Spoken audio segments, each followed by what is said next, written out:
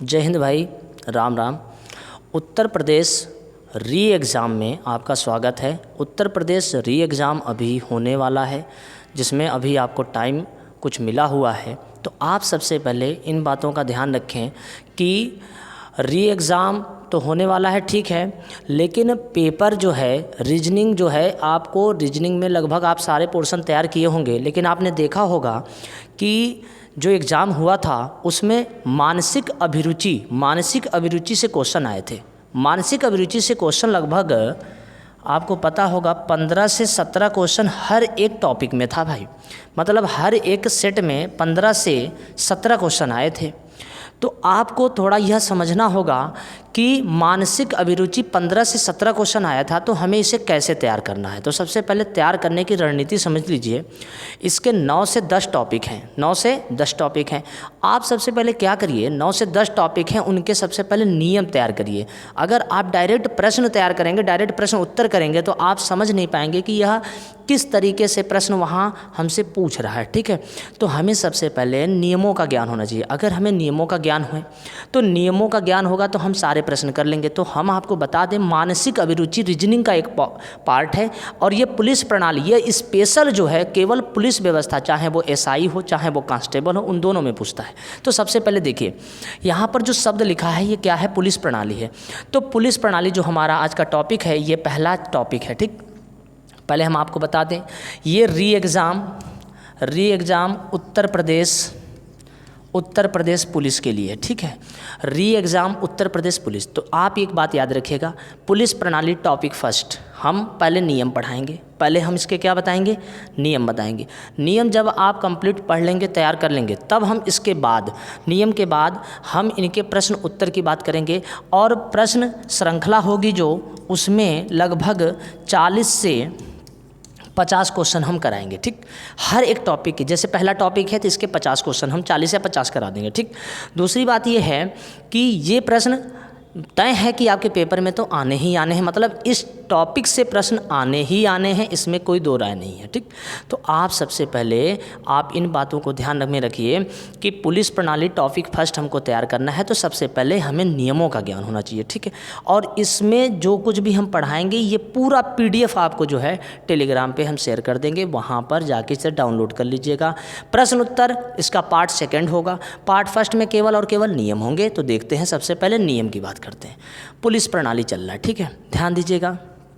सबसे पहले पुलिस प्रणाली, और देखिए यहाँ लिखा है नियम। अब यहाँ से नियम चालू हुआ है, लिखा है प्रत्येक राज्य में आंतरिक कानून एवं व्यवस्थाएं बनाए रखने की जिम्मेदारी किसके पास होती है। तो आंसर है पुलिस विभाग के पास होती है।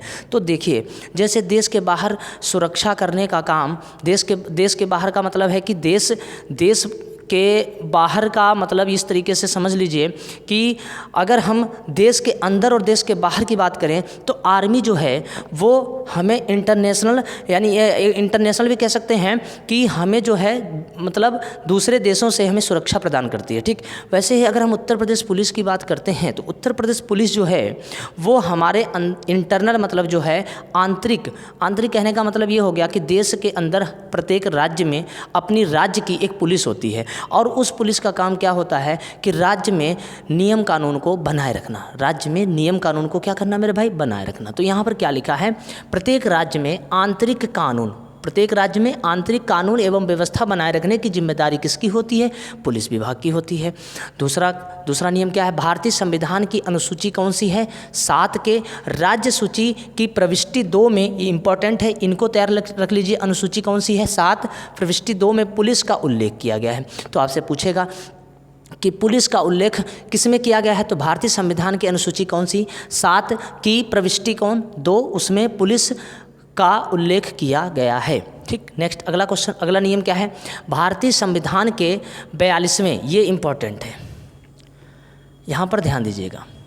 42वें अधिनियम 1976 की धारा 57 द्वारा 7वीं अनुसूची के राज्य सूची की प्रविष्टि कौन सी? 2 में संशोधन कर पुलिस व्यवस्था के अंतर्गत रेलवे पुलिस एवं ग्राम पुलिस को भी शामिल किया गया। तो यहाँ यह महत्वपूर्ण टॉपिक हो जाता है मेरे भाई, यहाँ ये महत्वपूर्ण हो जाता है। ठीक, दूसरी बात आपको क्या याद रखना है कि यहाँ पर कौन सा संशोधन बोल रहा है? 42वां संशोधन। और यहाँ सन क्या बोल रहा है? 1976 की धारा कौन सी बोल रहा है? धारा बोल रहा है कौन सा? 57। अनुसूची कौन सा बोल रहा है? अनुसूची आपको याद करना कौन सा? 7वीं की प्रविष्टि कौन सा बोल रहा है? 2 में पुलिस व्यवस्था के अंतर्गत रेलवे पुलिस और ग्राम पुलिस को भी क्या कर दिया गया? शामिल कर लिया गया। ठीक, आगे बढ़ते हैं। यहाँ पर लिखा है पुलिस के गठन तथा उनके आंतरिक प्रशासन के संचालन हेतु पुलिस अधिनियम कब लाया गया? तो आंसर है पुलिस अधिनियम 1861 को अधिनियमित किया गया। ये सन याद कर लीजिए, ये भी बहुत इंपॉर्टेंट है। ठीक, आगे बढ़ते हैं। यहाँ पर देखिए क्या लिखा है? लिखा है भारत में पुलिस प्रशासन, भारत में जो पुलिस प्रशासन है वो कौन सी सूची है? राज्य सूची है या केंद्र सूची है या समवर्ती सूची है? तो यहाँ लिखा भारत में पुलिस प्रशासन राज्य सूची का एक विषय है। तो याद रखना है राज्य सूची का क्या है? एक विषय है। तो यहाँ लिखा है भारत में पुलिस प्रशासन राज्य सूची का एक विषय है। अतः पुलिस अधिनियम 1861 की उद्देशिका में पुलिस व्यवस्था के क्रियान्वयन का दायित्व तो राज्य सरकार को सौंपा गया है। इसका मतलब है कि जो पुलिस व्यवस्था है मेरे भाई, जो पुलिस व्यवस्था है वो राज्य के अंतर्गत है और इसकी जिम्मेदारी किसको दी गई है? अगर ये पूछे तो राज्य सरकार को दी गई है। तो राज्य सरकार के अंतर्गत ये शामिल है। ठीक, आगे बढ़ते हैं। यहाँ पर क्या लिखा है? पुलिस का अर्थ एवं परिभाषा लिखा है। तो यहाँ पर सुनिए, पुलिस शब्द अंग्रेजी का शब्द है। इसकी उत्पत्ति यूनानी भाषा के शब्द किससे हुआ है? पोलिस एवं लैटिन के शब्द पॉलिटिया से हुई है। शब्दकोश के अनुसार पुलिस का जो शाब्दिक अर्थ होता है नगरपाल या आरक्षी, मतलब जो लोगों को क्या प्रदान कर दे? सुरक्षा। ठीक, अतः पुलिस शब्द का प्रयोग एक ऐसी प्रशासनिक व्यवस्था के लिए किया जाता है। प्रशासनिक व्यवस्था का मतलब है जो हमारे राज्य की व्यवस्था को बनाए रखे, ठीक, के लिए किया जाता है, जिसका कार्य शांति व्यवस्था की स्थापना एवं कानून को लागू करना होता है। यानी कहने का मतलब है कि अगर पुलिस प्रणाली व्यवस्था नहीं होती तो हमारे राज्य के अंदर जो भी कानून बन रहे हैं या जो भी कानून लागू होते हैं वो व्यक्ति नहीं मानते, तो उनको किसी न किसी का भय या डर तो होना ही चाहिए इस चीज़ के लिए कि कहीं ना कहीं पुलिस प्रणाली है, कहीं ना कहीं प्रशासन है। तो प्रशासन की बातों को अगर हम नहीं मानते हैं या अपनी मनमानी करते हैं तो इसके लिए यह व्यवस्था है पुलिस व्यवस्था। एक बल है जो व्यक्तियों को धमका कर डरा कर नहीं, उनको क्या करें? समझाए ताकि वो जो परिवहन सही से करें और दूसरे व्यक्तियों को करने दें। ठीक, जैसे आगे बढ़ते हैं। यहाँ पर क्या लिखा है? क्या होता है? तो यहाँ पर देखिए पी का फुल फॉर्म क्या लिखा है, ओ का क्या है, एल का क्या है, आई का क्या है, सी का क्या है, ई का क्या है। इनका जो अर्थ होता है वो यहाँ पर लिखा है विनम्र है, आज्ञाकारी है, निष्ठावान है, बुद्धिमान है और क्या है। पुलिस का जो है फुल फॉर्म आपको यहाँ से तैयार कर लेना है। ठीक, यहाँ से पुलिस का फुल फॉर्म तैयार कर लेना है। ठीक, आगे बढ़ते हैं। यहाँ पर देखिए क्या लिखा, झंडा होता है, उनका जो फ्लैग होता है वो कौन से रंग का होता है? लाल एवं कौन से रंग का होता है मेरे भाई? नीले रंग का होता है। तो ये भी तैयार रखना है कि उत्तर प्रदेश पुलिस ध्वज कैसा होता है? लाल और नीला। ठीक है, फिर आगे बढ़ते हैं। तो यहाँ पर लिखा है आदर्श वाक्य क्या है? उत्तर प्रदेश पुलिस का एक आदर्श वाक्य अपना मोटो होता है, उसका आदर्श वाक्य क्या है ये पूछ रहा है। तो मोटो क्या है? प्रोटेक्शन ऑफ गुड और डिस्ट्रैक्शन ऑफ बैड। यानी इसका मतलब हो गया अच्छे लोगों का यहाँ पर थोड़ा सा मिसप्रिंट है, अच्छे लोगों का संरक्षण करो और बुरे लोगों का विध्वंस करो। मतलब जो अच्छे लोग हैं उनका संरक्षण करिए और जो बुरे लोग हैं, जो बेड लोग हैं, उनको क्या करिए? उनका जो है विध्वंस करिए, मतलब उनको ख़त्म करिए। ठीक, आगे लिखा है कुल पुलिस जिले कितने हैं टोटल? तो आंसर है 75। कुल मंडल कितने हैं? तो यहाँ पर 8 हैं इसके। और कुल रेंज क्षेत्र कितना है? 18। ठीक, तो इसको भी तैयार कर लीजिएगा। नेक्स्ट अगला पॉइंट क्या लिखा है? लिखा है महानिदेशक। पहले समझना है कि पुलिस प्रणाली व्यवस्था का जो सबसे प्रमुख मुखिया होता है या प्रमुख जो अधिकारी होता है वो यहाँ पर कौन होता है? महानिदेशक। कौन होता है? महानिदेशक। महानिदेशक को हम यहाँ पर क्या कहते हैं? डीजीपी कहते हैं। क्या कहते हैं? Director general of police. ठीक है, डीजीपी। अब यहाँ लिखा है उत्तर प्रदेश पुलिस। ध्यान से समझिएगा। उत्तर प्रदेश पुलिस विभाग का सर्वोच्च अधिकारी, पेपर में आता है उत्तर प्रदेश पुलिस का सर्वोच्च अधिकारी कौन होता है, तो उत्तर प्रदेश पुलिस का सर्वोच्च अधिकारी उसका नाम है पुलिस महानिदेशक। क्या है? पुलिस महानिदेशक, जो पहले नहीं हुआ करता था, पहले कुछ और था, अभी बता रहे। लिखा है राज्यपाल का प्रशासनिक सलाहकार होता है। जो राज्यपाल होता है यानी कि जो राज्य है, राज्य के जो कार्यों को देखता है वो तो सीएम देखता है, लेकिन सीएम के भी ऊपर अगर कोई बैठा है तो वो कौन है? राज्यपाल है। राज्यपाल यहाँ पर जो लिखा है वो ये है कि राज्यपाल का प्रशासनिक सलाहकार यहाँ पर कौन है? तो पुलिस महानिदेशक है। यानी कि पुलिस बल से संबंधित अगर कोई भी सलाह लेना है राज्यपाल को, तो ये सलाह देने का काम जो करेगा वो कौन करेगा? महानिदेशक। महानिदेशक ही करेगा और कोई नहीं करेगा। ठीक, आगे लिखा है पुलिस महानिदेशक की जो नियुक्ति है वो राज्य का कौन करता है मेरे भाई? तो राज्य का कौन करता है? सीएम करता है। और 1981 से पहले पुलिस प्रशासन का सर्वोच्च जो अधिकारी हुआ करता था, सर्वोच्च अधिकारी पुलिस महानिरीक्षक होता था। कौन? पुलिस महानिरीक्षक हुआ करता था, जो अब क्या है? अब उसका नाम क्या, अब किसे बना दिया गया है? मुख्य अधिकारी पुलिस महानिदेशक को बना दिया गया। लेकिन पहले ये कौन सा हुआ करता था? पुलिस महानिरीक्षक हुआ करता था। लिखा राज्यपाल द्वारा पुलिस बल को दिए गए सभी आदेश महानिदेशक के माध्यम से ही संपन्न होता है। इसका मतलब ये है कि राज्यपाल द्वारा पुलिस बल को अगर कोई भी आदेश दिया जाता है तो वो जो आदेश है वो आदेश महानिदेशक के माध्यम से ही क्या होता है? संपन्न होता है। ठीक है, आगे महानिदेशक के माध्यम से ही, जो महानिदेशक होता है, जो मुखिया है, महानिदेशक के माध्यम से ही पुलिस बल के सभी कार्य क्या होते हैं? संपन्न होते हैं। और राज्यपाल से पत्र व्यवहार महानिदेशक ही करता है और कोई अधिकारी नहीं करता है। ठीक, पुलिस से संबंधित कोई भी अगर समस्या है, कोई बातचीत करनी है, कुछ भी है, वो कौन करेगा? तो महानिदेशक करेगा। कौन करेगा? महानिदेशक। अगले पॉइंट की ओर बढ़ते हैं, देखिए ध्यान से। लिखा है क्षेत्रीय पुलिस महानिरीक्षक, आईजी, यानी कि डीजीपी के बाद जो रैंक आ रहा है वो किसका है? आईजी का। अब इसके थोड़े से कार्य देख लेते हैं। क्षेत्रीय पुलिस महानिरीक्षक अपने अधीनस्थ परिक्षेत्रों के राजपत्रित अधिकारियों का स्थानांतरण करता है, एक स्थान से दूसरे स्थान भेजता है। अपने अधीनस्थ क्षेत्रों के राजपत्रीय अधिकारियों को आकस्मिक अवकाश स्वीकृत करता है, छुट्टी प्रदान करता है। और भी बहुत से इसके कार्य हैं, लेकिन ज़्यादा इसमें महत्व नहीं है इसका। बस इतना याद रखिए कि क्षेत्रीय पुलिस महानिदेशक, जिसे हम आईजी कहते हैं, वो डीआईजी के बाद का नंबर है। ठीक, सॉरी, डीएसपी, यहाँ पर डीजीपी के बाद का नंबर है। ठीक है, अब देखिए यहाँ पर क्या लिखा है? डीआईजी। अब डीआईजी की बात करते हैं, जिसे हम कहते हैं उप महानिरीक्षक। क्या कहते हैं? उप महानिरीक्षक। ये जिले का खंड प्रभारी होता है, खंड प्रभारी होता है। ठीक, जिले का खंड प्रभारी। इसका कार्य जिला प्रशासन का समुचित स्तर बनाए रखना इसका प्रमुख कार्य है। किसका? डीआईजी का। यानी कि जो डीआईजी होता है वो एसपी से ऊपर है। अब एसपी से ऊपर है तो एसपी क्या करता है? देखिए यहाँ पर लिखा पुलिस अधीक्षक। पुलिस अधीक्षक जिसे हम क्या कहते हैं? एसपी कहते हैं।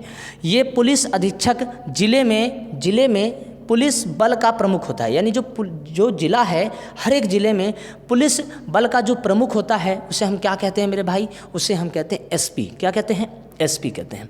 और एसपी के बाद किसका नंबर होता है? उप अधीक्षक, जिसे हम क्या कहते हैं? डीएसपी। एसपी के बाद डीएसपी होता है, जिसे हम कहते हैं उप अधीक्षक। उप अधीक्षक जो है वो एसपी का कार्यभार देखता है, यानी सहायता करता है। तो यहाँ लिखा है उप अधीक्षक के कार्यों में क्या करता है? मदद करता है। तो ये इंपॉर्टेंट है, इसको भी समझ लीजिए। इसे हम कहते हैं डीएसपी। क्या कहते हैं? डीएसपी। ठीक, नेक्स्ट अगला पॉइंट क्या लिखा है? लिखा है उप निरीक्षक तथा अधीनस्थ उप निरीक्षक, यानी एसआई और एएसआई। यानी कि हम एसआई मतलब दरोगा और उप दरोगा, इन दोनों की बात करते हैं। यह थाने का भार साधक अधिकारी होता है। पहले ये समझ लीजिए, ये जो थाना होता है, थाने का क्या होता है? ये भार साधक अधिकारी होता है। और थाने के अंदर पुलिस व्यवस्था का संचालन करता है। जितने भी थाने होते हैं उन थानों में प्रमुख व्यक्ति जो बैठा होता है वो कौन बैठा होता है? एसआई बैठा होता है। और अगर एसआई के साथ में एएसआई भी है, अगर वहाँ पर एएसआई भी है, तो यहाँ समझ लीजिए कि उसे हम थाने का द्वितीय अधिकारी कहते हैं। तो थाने का पहला अधिकारी कौन कहलाएगा? एसआई। और दूसरा अधिकारी क्या उनका से कहलाएगा? एएसआई। लेकिन अगर थाने में केवल एसआई है, एएसआई नहीं है, तो वहाँ पर दूसरा अधिकारी कोई भी नहीं कहलाएगा। ठीक, दूसरी बात, दो एएसआई बैठे हैं तो दोनों में दूसरा द्वितीय अधिकारी नहीं कहलाएगा, सब प्रथम अधिकारी ही कहलाएंगे। यहाँ पर लिखा है उस थाने का कोई भी द्वितीय अधिकारी नहीं हो सकता जहाँ भार साधक अधिकारी केवल उपनिरीक्षक है, ठीक है, वहाँ पर नहीं हो सकता। ठीक, यहाँ पर आप इतनी बातें समझ गए हैं। ठीक, आगे बढ़ते हैं। ये पॉइंट क्या लिखा है, प्रधान कांस्टेबल क्या है। प्रधान कांस्टेबल को हम प्यार से कहते हैं थाने का मुहर्रिर। तो अब इसे सुनिए, थाने का मुहर्रिर जो होता है वो थाने का अभिलेखपाल या कार्यालय लिपिक होता है, ये लेखा परीक्षक होता है, ये प्रधान कांस्टेबल होता है। ठीक, सब लेखा जोखा इसके हाथ में है, तो उसे हम का मुहर्रिर कहते हैं। ठीक है, जनरल डायरी इसके पास एक होती है और अपराध प्रथम सूचना रिपोर्ट लिखना होता है, ये इसका कार्य है यहाँ पर। तो प्रधान कांस्टेबल जो होता है वो थाने का क्या कहलाता है, मुहर्रिर कहलाता है। नेक्स्ट अगला पॉइंट क्या लिखा है, सिपाही या आरक्षी क्या है। इनको हम इसमें आपको ज़्यादा कुछ नहीं करना, थोड़े थोड़े इनके कार्यों को पढ़ना है। ठीक, ताकि इससे जो है हम समझ पाएँ और क्वेश्चन आए तो आराम से कर लें। जब क्वेश्चन कराएंगे तब आप देखिएगा कितने महत्वपूर्ण क्वेश्चन है यहाँ पर।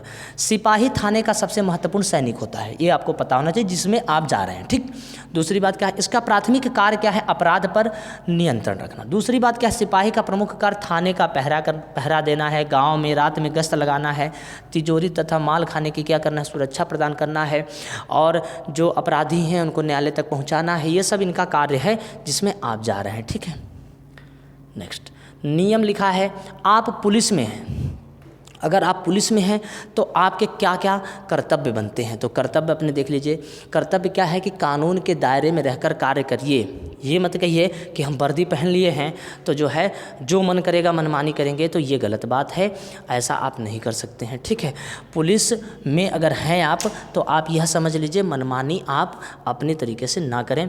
यहाँ लिखा है कर्तव्य कानून के दायरे में रहकर कार्य करिए। ठीक, अनुशासन को बनाए रखना, ये आपका कर्तव्य है, अनुशासन को बनाए रखना।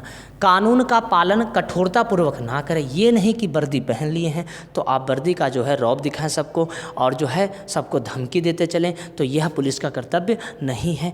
पुलिस का जो छवि अब जो आपके हाथ में है वो छवि सिर्फ आप इस तरीके से बना सकते हैं कि लोगों से प्यार से बात करें और उनको प्यार से समझाएं। ये सब आपकी जिम्मेदारी है, आप सब आपका कर्तव्य है। लेकिन यहाँ पर लिखा है कानून का पालन कैसे ना करें, कठोरतापूर्वक ना करें। कहने का मतलब है कि कोई चोरी करके भाग रहा हो तो उठा के लाठी मार के उसे खोपड़ी ना फोड़ दें। ठीक है, उनको पकड़ें, समझाएं और जो सज़ा है नियम कानून में वो सज़ा भी दें, ये कर्तव्य है। आप नेता नहीं हैं, आप सम्मेलन नहीं कर सकते हैं। आप ये नहीं कर सकते हैं कि 400 लोगों को बुला लिए, 200 लोगों को बुलाकर और बवाल मचा रहे हैं, तो ये आपका काम नहीं है। ये भी आप समझिए, आप नेता नहीं हैं, आप सम्मेलन भी नहीं कर सकते हैं क्योंकि आप पुलिस बल में हैं। ठीक, आपका ट्रांसफ़र हो जाता है, अगर आपका क्या हो जाता है, ट्रांसफ़र हो जाता है तो आप विरोध नहीं करेंगे, ये नहीं कहेंगे कि हमारे चाचा विधायक हैं और हम ट्रांसफ़र नहीं लेंगे, तो ये गलत बात हो जाएगी। ठीक है, तो आपका ट्रांसफ़र हो जाता है तो आप विरोध किसी तरीके से नहीं करेंगे और ट्रांसफ़र जहाँ पर आपका ट्रांसफ़र हो रहा है वहाँ आपको जाना पड़ेगा। ठीक, जिस विभाग में जाएंगे वहाँ पर आप 100% काम करेंगे, ये नहीं कहेंगे कि ये हमारे लिए नहीं है, हम इस विभाग में नहीं कर सकते हैं, ये आप नहीं कह सकते। पुलिस धमकी नहीं देगी, यानी आप किसी को धमकी नहीं दे सकते हैं कि हमारे पास वर्दी है और हमारा ये काम करो नहीं तो हम तुम्हें उड़ा देंगे, ऐसा कुछ भी आप नहीं कह सकते। ठीक, पुलिस का काम सामंजस्य स्थापित करना, मतलब कहने का मतलब है कि तालमेल बैठाना है। पहले दोनों पक्षों को बुलाना है, जहाँ जहाँ लड़ाई हुई है, दो पक्षों में लड़ाई हुई तो पहले उनके बीच में वार्तालाप कराना है, पहले बैठ के बातों को समझना और समझाना है कि भाई यहीं पर समझ लो। फिर अगर वो नहीं समझते हैं तब भैया आपको सेकंड नंबर पे क्या करना है, पुलिस कार्रवाई करना है, यानी ये सेकंड स्टेज है पुलिस कार्रवाई। तो पहले आपको बातचीत करना है, एक दूसरे के बीच में तालमेल बैठवाना है। अगर बैठ जाता है तो अच्छी बात है, नहीं तो न्याय व्यवस्था तो है ही। ठीक, वो सेकंड स्टेज है जब आप कार्रवाई करेंगे। ठीक, पहला काम है बातचीत करना, उसके बाद कार्रवाई करना। बातचीत से बात नहीं बनती है तब कार्रवाई करना, ये नहीं कि बातचीत किया और दोनों पक्षों से पैसा ले लिया, काम खत्म, ऐसा भी नहीं करना है। ठीक, आगे बढ़ते हैं। लिखा है नियम, आप पुलिस में हैं, अच्छी बात है, आप पुलिस में हैं, तो कोई भी मामला अगर आपके पास आता है और महिला से संबंधित है तो अब ध्यान से समझिएगा, महिला से संबंधित है तो यह जो है संवेदनशील मामला होता है। महिला से संबंधित कोई भी मामला इसमें आएगा पुलिस के पास, उसे संवेदनशील मामला मानते हैं। महिला के संबंध में जो भी मामले हों, जैसे यौन शोषण हो, शिकायत, तो आप ये नहीं कि उसे जो है हाईलाइट कर देंगे ताकि उसका यौन शोषण और बढ़ जाए, ऐसा नहीं कर सकते हैं आप ये समझ लीजिए कि यौन शोषण से संबंधित वो बातें कहने आई हैं या किसी भी तरीके से कोई उसे परेशान कर रहा है, कुछ भी है, तो आप जो है संवेदनशील तरीके से आंतरिक जांच करेंगे। ये आंतरिक जांच होगा, ये बात आप याद रखेंगे। दूसरी बात है रेप या बलात्कार जैसे मामले संवेदनशील होते हैं, तो जो पीड़ित है उस पीड़ित का कभी भी आप नाम, मोबाइल व तस्वीर हमेशा गुप्त रखेंगे। हमेशा क्या रखेंगे? गुप्त रखेंगे। ये आपका कर्तव्य बनता है। ठीक, आपको इस तरीके से करना हो, क्योंकि ये कैसे मामले होते हैं? संवेदनशील होते हैं। ठीक, संवेदनशील होते हैं। मिशन में अगर आप गए हैं, कहीं आपकी ड्यूटी लगी है, आप मिशन में हैं, उस दौरान अगर आपके घर से कोई फ़ोन आ जाए कि किसी की तबीयत खराब है, कोई बहुत बीमार है, तो कोई भी अधिकारी अगर वो अधिकारी आपको कहीं मिशन पे भेजा है तो उसका कर्तव्य बनता है कि आपको जानकारी उस मिशन के दौरान कभी ना दे, क्योंकि अगर वो मिशन के दौरान दे देता है तो वो मिशन जो है अधूरा रह जाएगा। और दूसरी बात है कि देश सर्वोपरि है, परिवार दूसरे नंबर पे आएगा। पहले देश को देखेंगे, उसके बाद परिवार को देखेंगे। तो इस आधार पे मिशन में गए जवान को कोई भी सूचना उसके घर संबंधित नहीं देते हैं, क्योंकि देश क्या है? सर्वोपरि है। देश के बाद यानी देश सबसे पहले है। और फिर वो जवान जब वापस आता है तो हमें क्या करना चाहिए? फिर उसको जानकारी देनी चाहिए कि आपके घर में ये दिक्कत या ये समस्या है और अब आप चले जाइए। ठीक, लेकिन मिशन के दौरान हमको नहीं देना है। तो मेरे भाई, यहाँ तक के नियम आप इसे क्या करेंगे? ये सभी नियम तैयार कर लेंगे और इसको जो है अभी हम टेलीग्राम पे शेयर कर देंगे। और इससे संबंधित जो क्वेश्चन होगा हम लोग आगे करेंगे, उसका पार्ट 2 होगा। जय हिंद, जय भारत।